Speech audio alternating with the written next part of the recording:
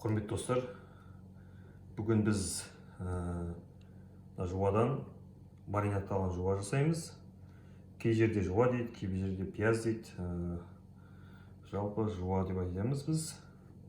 Сонымен қалай маринадтау керек? Біріншіден 2 бас жуа керек. Енді ол әркімнің қолданатын көлеміне қарай. Ең бірінші 2 бас жуаны аламыз. Одан кейін уксус керек.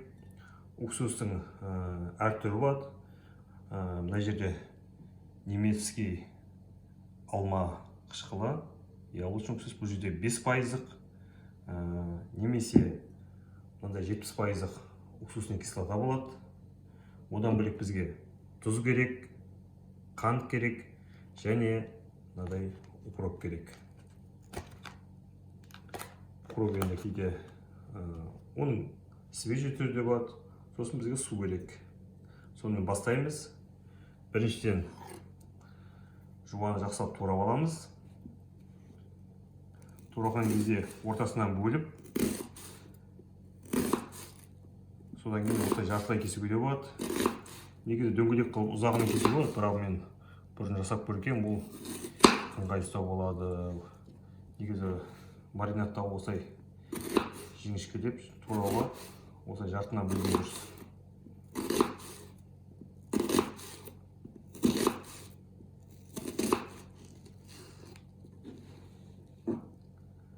Тағы да екінші бас жуаны бөлеміз.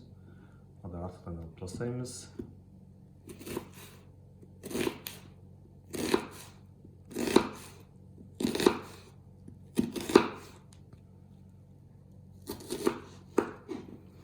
Негізі ақ жуадан бөлек қызыл жуаны да қолдануға болады.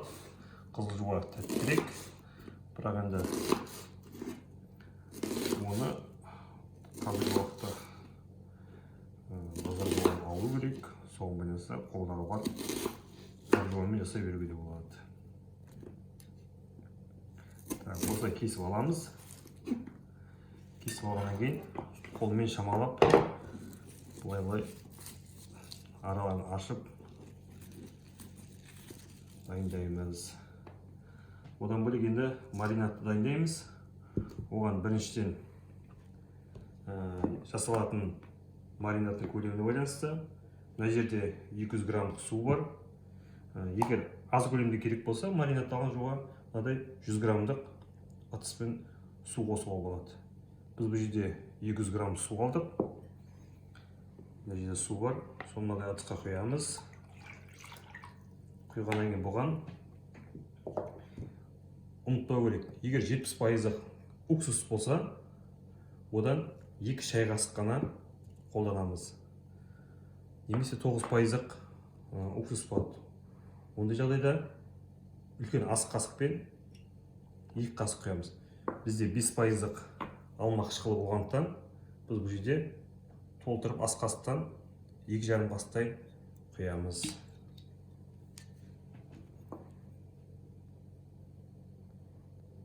Үстіне түсіріп толтырып 1 қасық, 2 қасық, 2,5 қасық. Жақсылап араласып аламыз. Одан кейін тұздан ас қасықты толтырмай саламыз.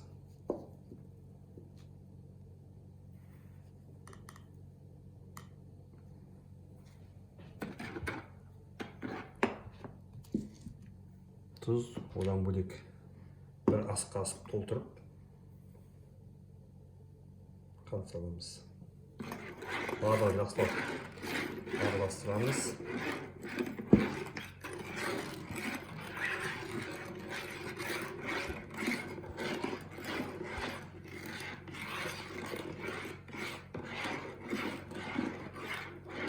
Көрсетіп толық беру керек.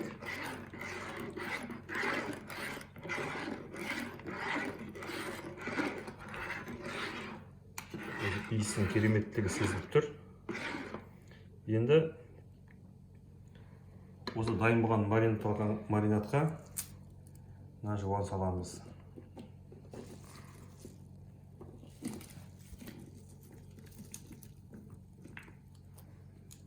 Шашликке негізі ірілеу болғаны дұрыс.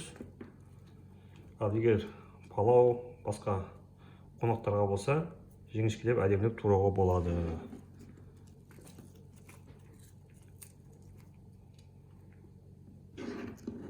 Осылай бәрін салып жібереміз. Негізі мынадай қыс айында, күн суық кезде бұл өте пайдалы жуа деген. Құрамында көптеген витаминдер бар, С витамині бар. Ал енді осыған мынадай укроп қосамыз. Бұның негізі свежий де болады. Болмаса мынадай холодильникте тоңазытқышта сақталған түрінен мынадай бір шөкімде алып, бұлай себелеп саламыз. Енді әркім өзінің қалауына байланысты. Мен бұл жерде 2 шөкімдей салдым. Сосын тағы да араластырамыз.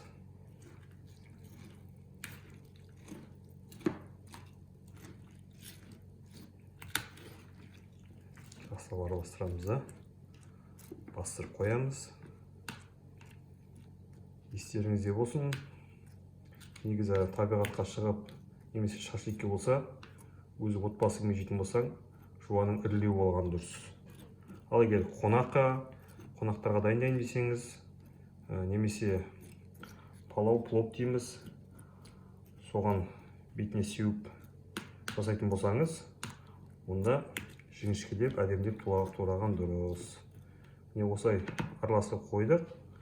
Оны енді 20 минутте осылай бастырып қоямыз. Сонымен маринад дайын.